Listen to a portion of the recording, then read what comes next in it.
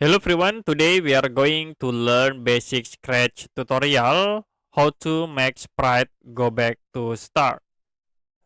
So you can click on events and use when flag click, and I will set for the sprite position. Go to motion and I will set go to X like to minus 200 and then Y minus 100. If you play, the sprite will be moved to the position.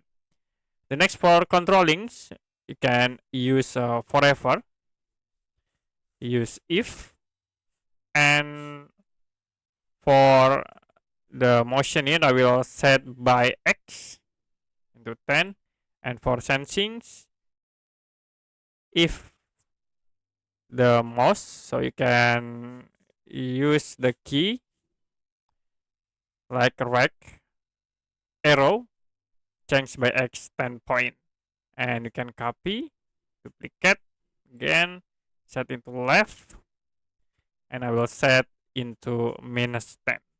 Now if you play, you can move by right arrow and left arrow. Now I will create for the new sprite by using the pen. So I will draw a rectangle like in this position. And go back into sprite 1. The next, you can set for the controllings to the sprite 2. Use the if code. If the sprite touching the sprite 2, so you can use sensing again, use the touchings, and I will set for the sprite 2, if touching sprite 2, then will be waiting, so for controllings, waiting 1 second, and then go to the first position. Okay, you can play, and if you move sprite and touching the sprite 2 will be wait 1 second and move to the start.